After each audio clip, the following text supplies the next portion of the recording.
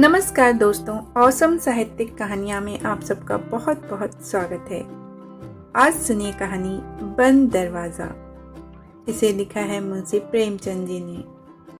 सूरज क्षितिज की गोद से निकला बच्चा पालने से। वही स्निग्धता, वही लाली, वही खुमार, वही रोशनी। मैं बरामदे में बैठा था। बच्चे ने दरवाजे से झांका। मैंने मुस्कुराकर पुकारा। वह मेरी गोद में आकर बैठ गया। उसकी शरारतें शुरू हो गईं। कभी कलम पर हाथ बढ़ाया, कभी कागज पर। मैंने गोद से उतार दिया। वह मेज का पाया पकड़े खड़ा रहा। घर में न गया। दरवाजा खुला हुआ था। एक चिड़िया फुदकती हुई आई और सामने के सहन में बैठ गई। बच्चे के लिए मनोरंजन का यह नया सामान था। वह उसकी तरफ लपका। चिड़िया जरा भी नहीं डरी। बच्चे ने समझा, अब यह परदार खिलौना हाथ आ गया। बैठकर दोनों हाथों से चिड़िया को बुलाने लगा। चिड़िया उड़ गई। निराश बच्चा रोने लगा, मगर अंदर के दरवाजे की तरफ ताका भी नहीं। दरवाजा खुला हुआ था। गरम हलवे की मीठी पुकार आई।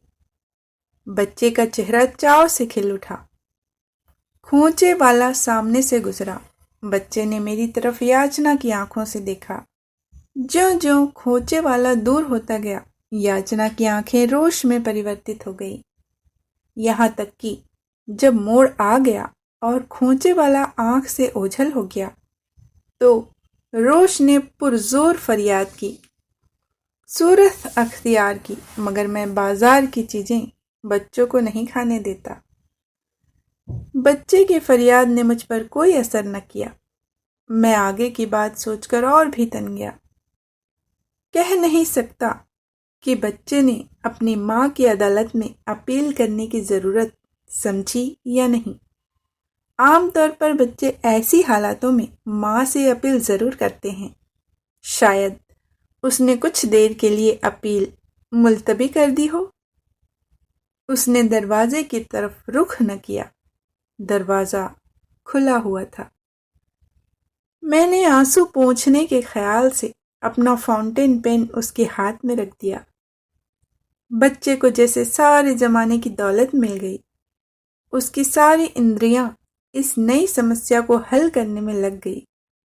एकाएक दरवाजा हवा से खुद ब खुद बंद हो गया।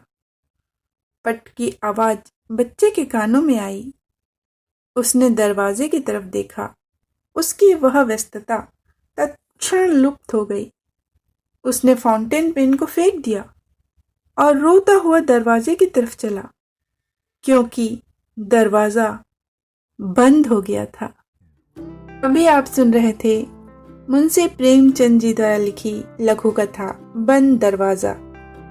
इसी तरह की और भी कहानियां सुनने के लिए हमारे साथ बने रहिएगा। फिर मिलते हैं एक नई कहानी के साथ। जय हिंद, जय भारत।